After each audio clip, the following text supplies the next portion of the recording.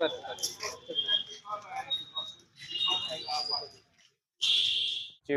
SP कार्यालय आया हूँ। आज 6 दिन हो गया मेरी बहन का मर्डर हुए और वहाँ पोस्टमार्टम रिपोर्ट में भी दे दिया है कि हाँ उसका गला दबा के मर्डर किया गया है। जो विजय मिश्रा हैं, शिकारपुर बल्लोक धाम जो बना के रखे हैं मंदिर, उसी में अपना झाड़ फूँक करते हैं।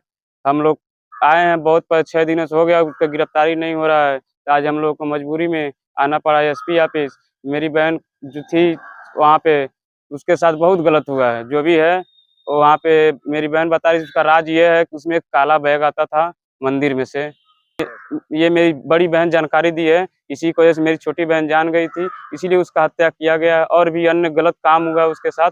और मेरी बहन जो है यही बताई थी हमको कि हाँ ये जो कर रहे हैं बाबा बहुत गलत कर रहे हैं। किसी को इस बारे में पता नहीं था। काला बैग, उसमें ये नहीं पता है काला बैग में हम लोग को क्या है क्या नहीं है।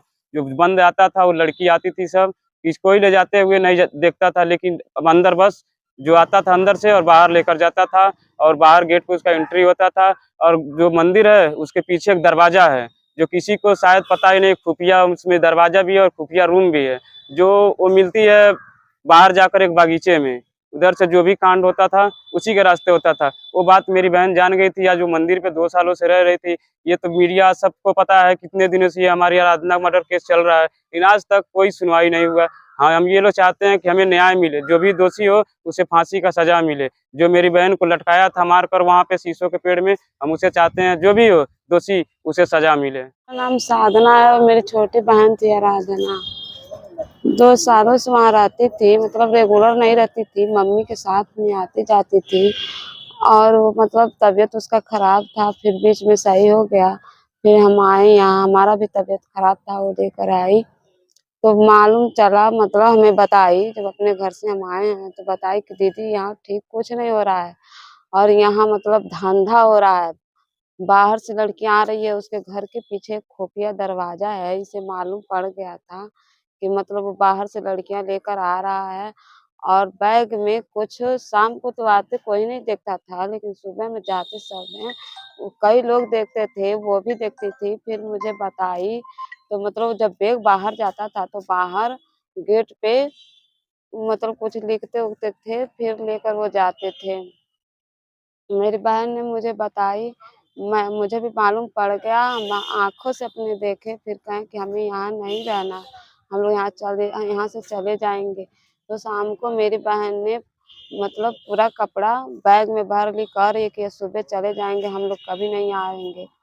तो मतलब उससे हम लोग जब शाम को कपड़ा रख लिए तो एक औरत थी कि वो सुन रही थी, जो उसके घर में वो क्या बोलते हैं विजय मिश्रा के घर में वो बर्तन-वर्तन धुलती है, कपड़ा धुलती है, वहाँ रहती है। तो जाकर बाबा से बोली कि मतलब मेरी बहन बोली कि जाकर मैं मम्मी से, जो उसके साथ भी दुर्घटना हुआ था, मतलब रेप हुआ था, तो बोली जाकर मैं अपनी मम्मी से बताऊँगी, पुलिस के पास जाऊँगी, दीदी चलो तुम। हम कहे ठीक है, रात हो गया है, कल सुबह हम लोग चलेंगे। तो शाम को मेरा गला दर्द कर रहा, तो बाबा ने मुझे कुछ दिया, मतलब पानी दिया, बोल रहा है कि ये प्रसाद है, खा लो और सही हो जाओगी।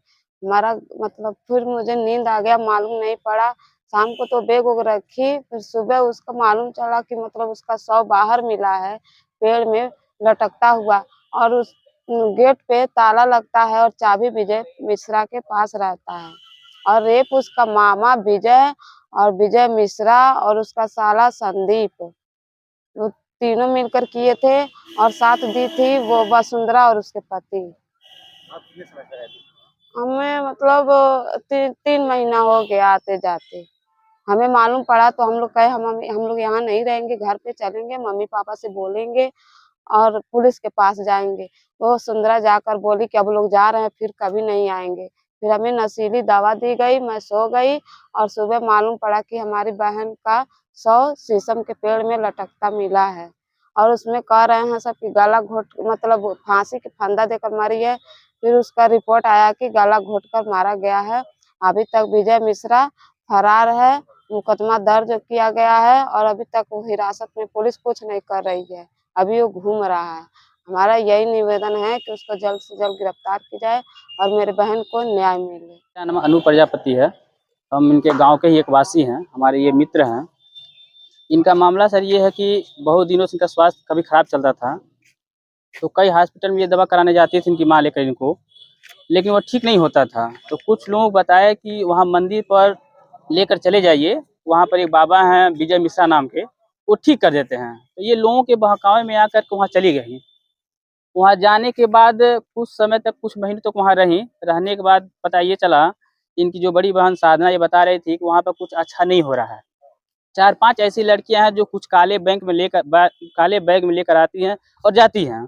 यहाँ का माहौल ठीक नहीं है, अब हम लोग घर चलेंगे। इनकी बड़ी बहन साधना ये हमसे बताई। तो ये लोग शाम को उस दिन 15 तारीख को 15/3/2024 को शाम को अपना बैग वैग पैक कर लिए और पैक करने के बाद ये निर्णय किए कि हम लोग यहाँ नहीं रहेंगे, यहाँ का माहौल ठीक नहीं है और घर जा कर के यहाँ की स्थिति के बारे में अपने परिवार को बताएँगे। उस दिन शाम को इनकी बड़ी बहन साधना को वह विजय मिश्रा जी कुछ पानी में मिला करके इनको पिला दिए, ताकि प्रत्येक दिन दिनचर्या के अनुसार ये शाम को 10 बजे सोती थी, उस दिन 6 बजे शाम को ही सो गई।